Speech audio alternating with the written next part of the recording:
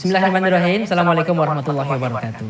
Sahabat-sahabat peserta training RKU, insya Allah kita akan mulai chapter ketiga kita, The Amazing RKU. Tadi saya sudah menjelaskan tentang kenapa kita membutuhkan pembelajaran dari orang-orang hebat. Kenapa kita butuh inspirasi dari tokoh-tokoh yang luar biasa. Mereka semua manusia juga seperti kita. Kalau mereka nggak makan, lapar. Kalau mereka nggak tidur, kerja terus, ngantuk, sama juga mereka akan tumbang. Mereka juga punya keluarga, punya istri, punya anak-anak. Para perempuan hebat zaman dulu juga punya suami.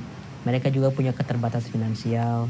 Tapi dalam cerita yang akan kita olah, kita elaborasi, kita dalami sesi ini, kita akan dapatkan satu inspirasi luar biasa. Bahwa di depan keterbatasan, mereka mampu bangkit dan mengejar keagungan. Insya Allah sobat-sobat, inilah chapter ketiga The Amazing RKU. Ada banyak tokoh insya Allah yang akan kita bahas ya. Intinya adalah kita ingin menguatkan mentalitas. Setelah kita tahu RKU itu urgen, RKU itu adalah fondasi yang kita dapatkan dalam Quran dan Sunnah, tinggal kita mencari referensi. Ingin mengejar keagungan kayak gimana? Seperti apa sih yang harus kita kejar? Ada beberapa tokoh yang insya Allah akan saya elaborasi dalam chapter ketiga ini. Tapi mindsetnya adalah bahwa kita semua mampu menjadi apapun. Al-Quran sudah menjelaskan kepada kita tentang Allah sudah memberikan peran tentang penciptaan alam semesta ini yang akan dipimpin di muka bumi oleh manusia. Allah menawarkan ke berbagai makhluknya, ke gunung, ke samudra, ke lautan, ya, ke tanah, ke pohon, ke hutan. Tapi yang mampu menjadi pemimpin, ya, pengelolanya itu manusia yang siap memikulnya. Makanya Allah menyiapkan kapasitas yang perfect untuk menjadi pemimpin di muka bumi. Dalam surat Al-Baqarah ayat 30, Allah Subhanahu wa taala mengatakan, "Wa id qala rabbuka lil malaikati inni ja'ilun fil ardi khalifah." Dan Allah berkata kepada malaikat, sesungguhnya aku akan menjadikan di muka bumi ini the leaders, para pemimpin, para pengelola, para penguasa. Nah, inilah kita sahabat-sahabat khalifah fil ardi yang sudah disiapkan oleh Allah Subhanahu wa taala dengan satu paket kapasitasnya. Disiapkan dengan seluruh kualifikasinya. Oleh karena itu, materi tentang motivasi, pengembangan diri, keyakinan, obsesi, itu sebetulnya bukan materi-materi training leadership, bukan materi-materi di seminar-seminar kepemimpinan, enggak. Justru itu adalah materi yang sangat Qur'ani. Quran itu akan membentuk mindset, dan mindset akan menguatkan mental. Saya akan memulainya dengan review sedikit apa yang sudah kita bahas sejak training Elite Circle ya. Training Elite Circle, sesi pertama saya sudah menjelaskan tentang visi global Islam. Yang fondasinya adalah ibadah totalitas. Jadi dari makna ibadah ini, apapun bidang yang Anda kejar nanti sebagai RKU, jangan ngerasa ada seperti inferiority complex atau ada ngerasa sentimen sektoral, ego sektoral, ataupun ada ngerasa inferiority sektoral ya, kayak saya kan bukan bidang syariah, bukan keislaman, saya bukan ustadz, saya mana mungkin saya bisa membela agama Islam. Nah, itu harus dihilangkan pikiran itu. Karena orang yang memisah-misahkan ibadah kepada Allah dari ibadah mahdhah yang khusus lalu memisahkan dengan agenda-agenda yang umum sosial, itu adalah orang-orang yang sekuler tanpa sadar. Jadi ketika nanti Anda membangun RKU dan memilih bidangnya, insya Allah bidang apapun selama itu baik, berdampak, itu bisa sahabat-sahabat. Itu bagian dari ibadah, karena ibadah sangat luas.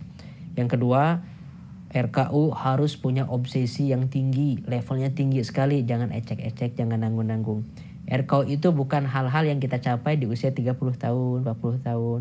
Kalau tercapai di usia segitu, berarti nggak cukup unggulan. Itu namanya RKAU, rencana kontribusi agak unggulan, bukan unggulan. Jadi harus yang gede sekali, tercapainya di usia 60 kayak 70. Bahkan mungkin ada RKU yang tidak tercapai in our lifetime, dalam usia hidup kita, tapi tercapainya setelah 1-2 generasi, 1-2 abad. Bahkan sebagian mimpi Nabi Muhammad itu tercapainya 8 abad setelah Rasulullah wafat, di zaman Muhammad Al-Fatih misalnya. Sebagian lagi mimpi Nabi Muhammad belum tercapai sampai detik ini. Tapi itu akan kesampaian mungkin oleh generasi kita setelah kita, yaitu penaklukan Romawi. Dengan cara apa? Wallahu a'lam. Banyak caranya. Bukan hanya dengan perang. Bisa jadi Romawi itu ditaklukkan dengan dakwah verbal, dakwah media sosial, ataupun melalui politik, melalui diplomasi. Nah, yang membatasinya hanyalah imajinasi.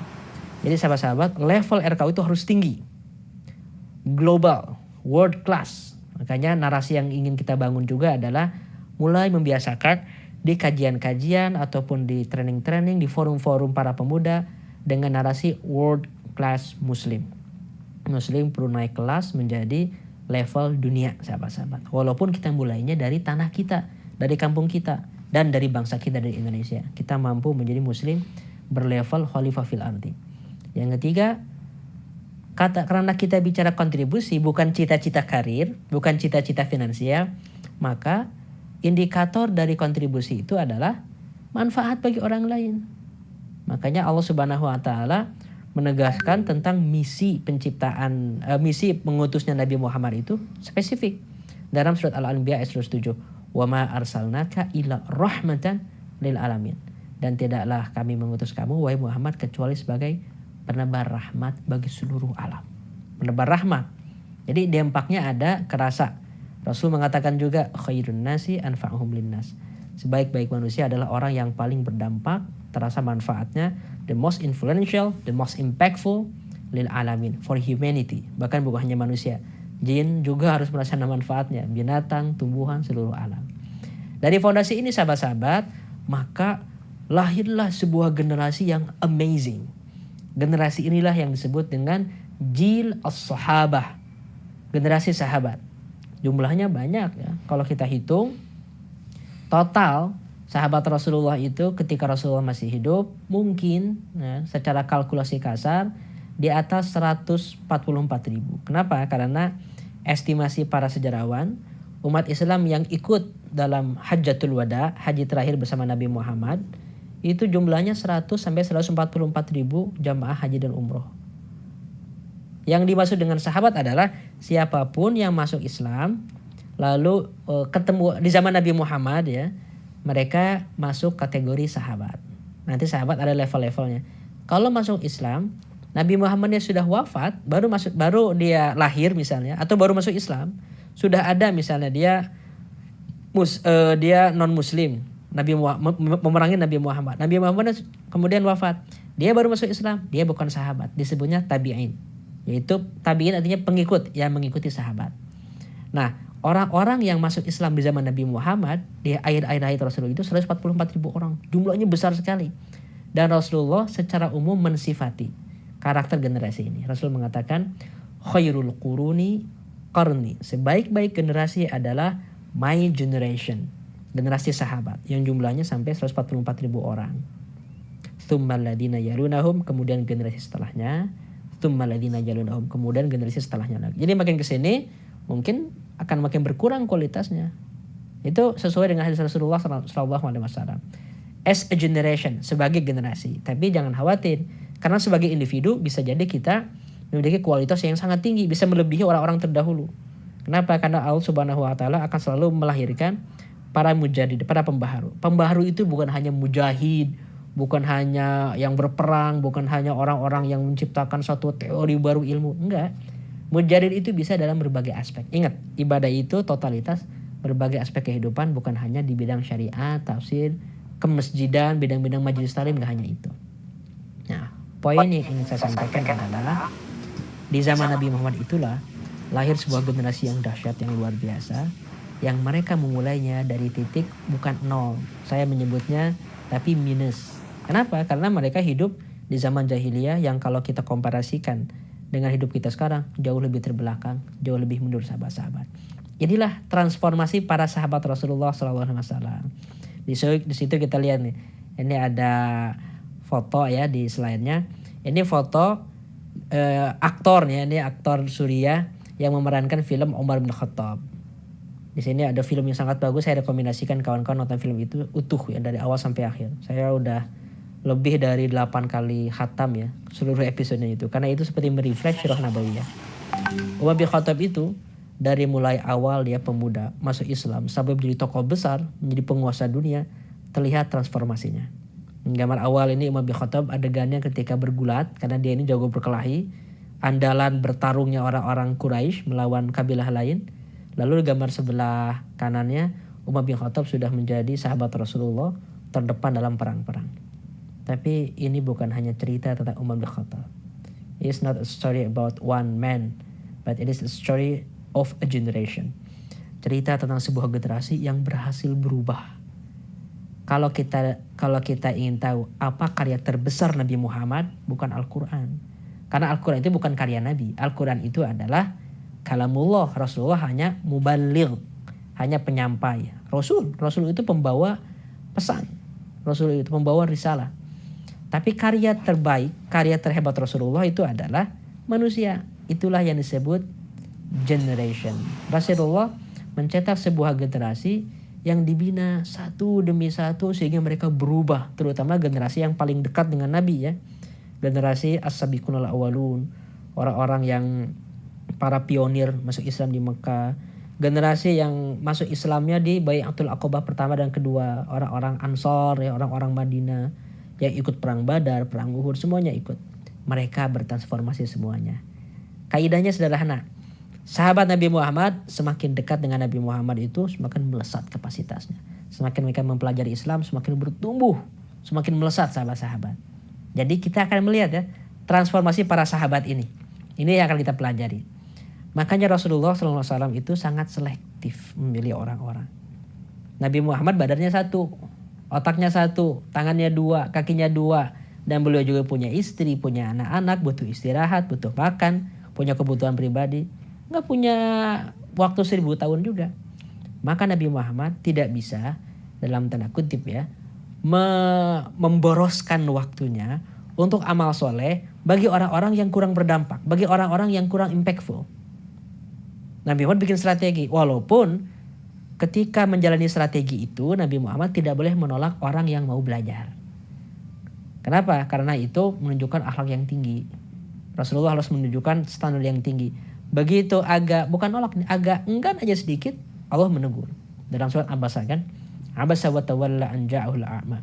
Ketika Rasulullah fokus berdakwah ke orang-orang elit, ke orang-orang yang impactful, datang Ummu Maktum, Abdullah bin Ummi Maktum ini ingin belajar, dia seorang yang buta sederhana. Beliau lagi sibuk gitu mengurus orang-orang yang sangat penting, Allah menegurnya. Bagi Nabi nggak boleh kayak gitu. Tapi tetap sahabat-sahabat, walaupun Nabi Muhammad memiliki akhlak ke semua orang sama, dalam penerapannya ada strategi. Ada strategi. Kenapa? Karena Rasulullah punya waktu yang terbatas. Bagaimana strateginya? Nabi Muhammad memilih orang-orang yang memang punya potensi dasar lebih tinggi dari orang-orang biasa. Disebutnya itu orang-orang elit. Nabi mengatakan dalam hadis sahih, an-nasu ma'adin. Manusia itu seperti barang tambang. Khiyarukum fil jahiliyati, orang yang terbaik di zaman jahiliyah. Khiyarukum fil islami idza faqihu. Dia juga akan menjadi orang yang terbaik di zaman Islam kalau dia faham. Ini potongan hadisnya ya. Fa khiyarukum fil jahiliyati khiyarukum fil islam idza faqihu.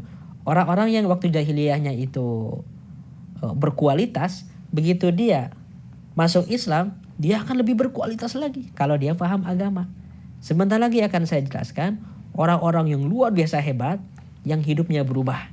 Islam melipat gandakan potensi mereka, Islam melesatkan kehidupan mereka, Islam mengembangkan karir mereka, bahkan Islam membuat mereka menjadi tokoh-tokoh dunia yang sampai detik ini masih kita sebut namanya, kita pelajari kisahnya, berkualitas. Begitu dia masuk Islam, dia akan lebih berkualitas lagi kalau dia paham agama. Sebentar lagi akan saya jelaskan orang-orang yang luar biasa hebat yang hidupnya berubah. Islam melipat gandakan potensi mereka, Islam melesatkan kehidupan mereka, Islam mengembangkan karir mereka, bahkan Islam membuat mereka menjadi berubah. Islam melipat gandakan. Begitu dia masuk Islam, dia akan lebih berkualitas lagi kalau dia paham agama. Sebentar lagi akan saya jelaskan orang-orang yang luar biasa hebat yang hidupnya berubah. Islam melipat gandakan potensi mereka, Islam melesatkan kehidupan mereka, Islam mengembangkan karir mereka, bahkan Islam membuat mereka menjadi tokoh-tokoh dunia yang sampai detik ini masih kita sebut namanya, kita pelajari kisahnya, kita doakan lagi kalau dia paham agama. Sebentar lagi akan saya jelaskan orang-orang yang luar biasa hebat yang hidupnya berubah. Islam melipat gandakan potensi mereka.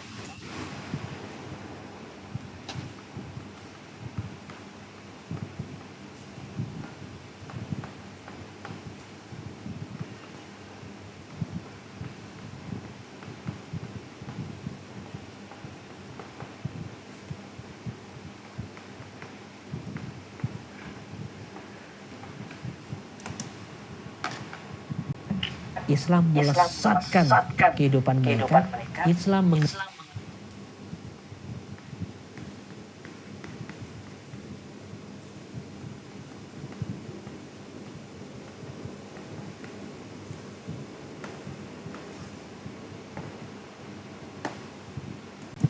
mengembangkan karir mereka.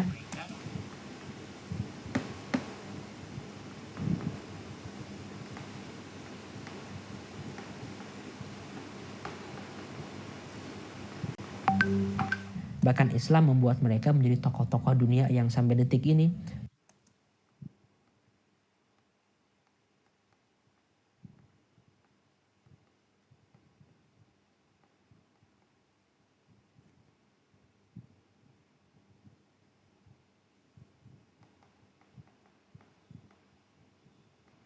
masih kita sebut namanya, kita pelajari kisahnya, kita doakan dalam salat-salat kita.